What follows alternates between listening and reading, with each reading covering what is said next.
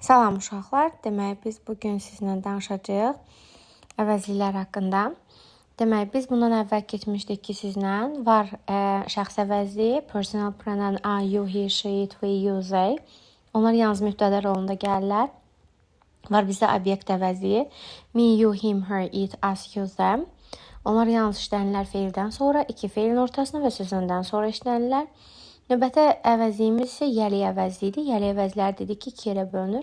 İsimlə işlənən my, your, his, her, its, us, you, our, your və their.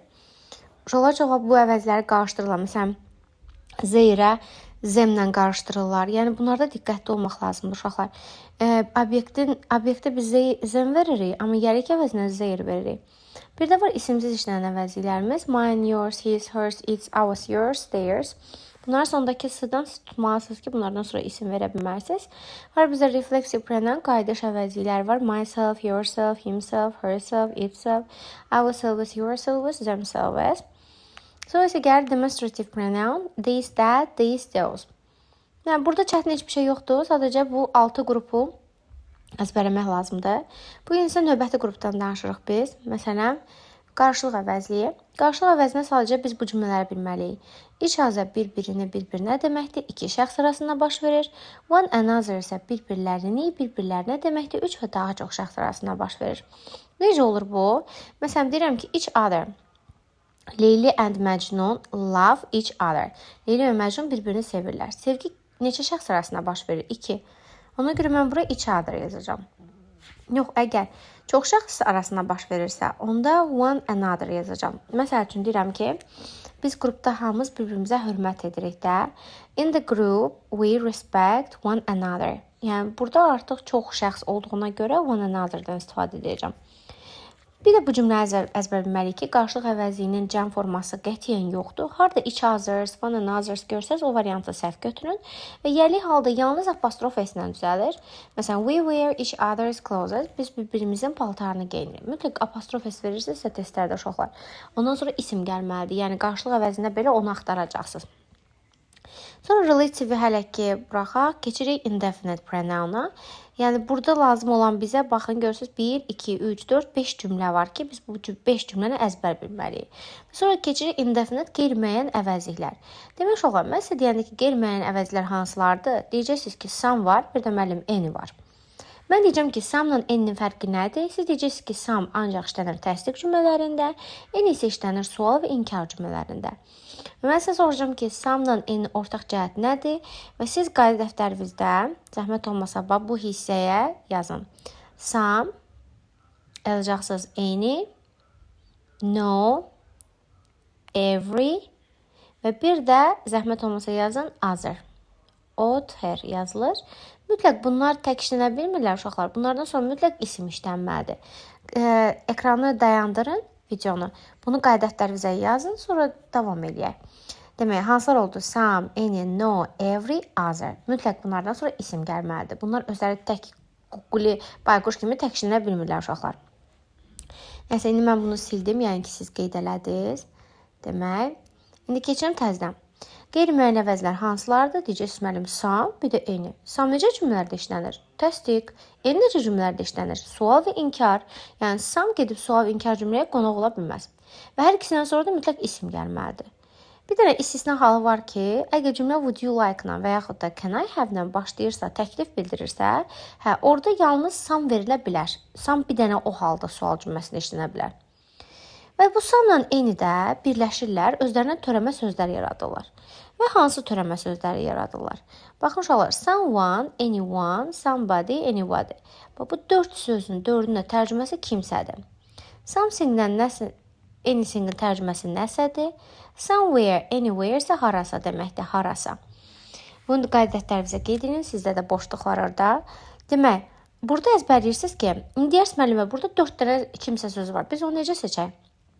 Mən deyəcəm ki, uşaqlar, some necə cümlədə işlənirdi? Təsdiq. Onda belə çıxır ki, someone, somebody, something, somewhere necə cümlələrdə işlənir? Deyəcəksiniz təsdiq. Bəs n necə cümlələrdə işlənirdi? Sual və inkar. Onda n-nin törəmələri də necə cümlələrdə işlənməlidir? Yenə sual və inkar cümlələrində işlənməlidir. Yəni, burada çətin başa düşülməyəcək bir şey yoxdur. Sadəcə bunları əzbərləmək lazımdır. Bir də yalnız saxlayırıq ki, törəmələrdən sonra qətiyyən isim və of gəlməz. Bax, əsas testin canı bu cümlədir. Törəmələrdən sonra isim və of gələ bilməz. Törəmə də dediyimiz nədir? Some'la any elə bilin ki, birləşib törüyüblər. Someone, somebody, something, somewhere, anyone, anybody, anything, anywhere. Törəmə burada bitir uşaqlar? Yox. Baxın, every'nin də törəməsi var. Everyone, everybody, everything, everywhere. Hətta no-nun da törəməsi var. No one, nobody, nothing, nowhere. Ümumidə mən sizə soruşanda ki, uşaqlar neçə dənə törəmə var bizdə? Deyəcəksiniz ki, 16 dənə müəllimə. Hansılar oldu? Someone, somebody, something, somewhere, anyone, anybody, anything, anywhere, no one, nobody, nothing, nowhere, everyone, everybody, everything, everywhere. Bu qədər. Və bütün törəmələrin ortaq cəhəti odur ki, uşaqlar, onlardan sonra isim və of gələ bilməz. Baxın, isim və of gələ bilməz. İsim və of gələ bilməz və isim və of gələ bilməz. Mən sizə sadəcə soruşanda ki, qeyri-müəyyənə vəzifələr hansılar? Deyəcəksiniz ki, some, any və some, any'nin törəmələri. Və salam. İndi keçəm negativ pronana, o da inkar əvəzliyi deməkdir. İnkar əvəzliyi hansılardır deyəndə deyəcəksiniz ki, no, neither, none, bir də no-nun törəmələri.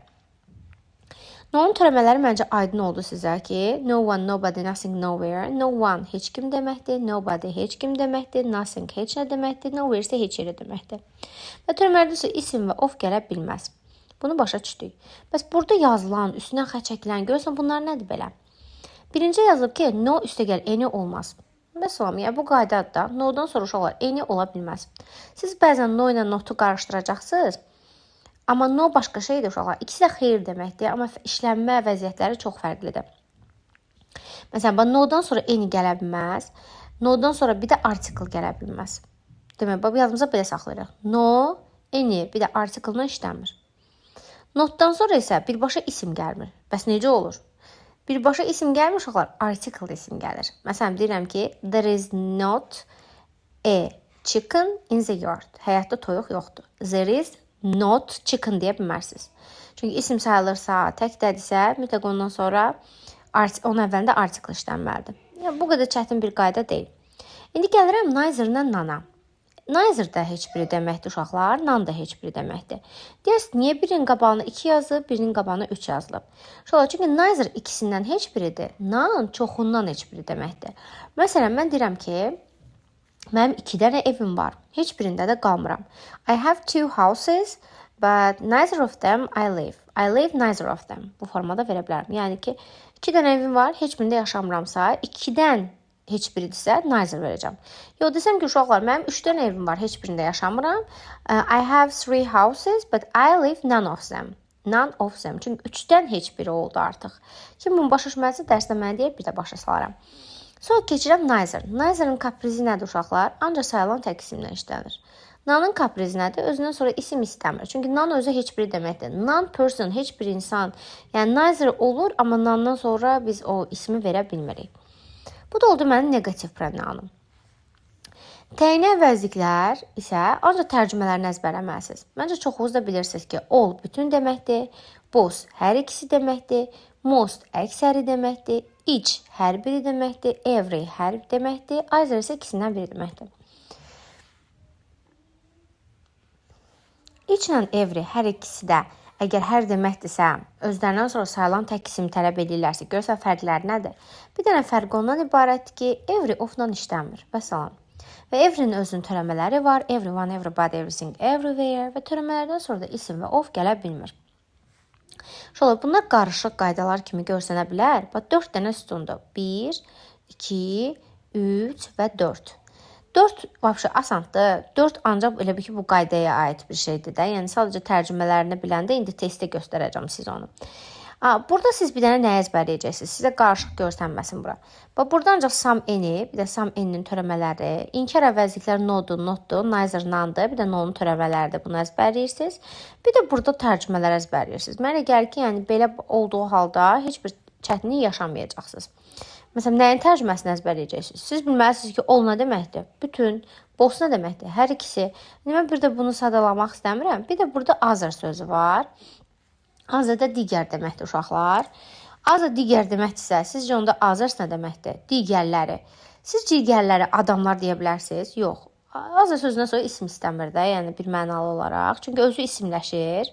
Ən hazırda da ən artiklı var deyə özündən sonra ancaq sayılan tək isim istəyir. Yəni burada da çətin heç bir şey yoxdur. Sonra yəni burada da əzbərləyə bildiyimiz qədər hər şeyi gözümüzdən diqqətlə baxırıq, ondan sonra testini işləməyə çalışırıq. İndi isə deyir ki, qayda deyil artıq. Deyir ki, test istifadə edərkən diqqətli olun. Bu sözü mən hər dərs işlədəcəm ki, söz önünə birləşmədə əsas tərəf hansı tərəfdir uşaqlar?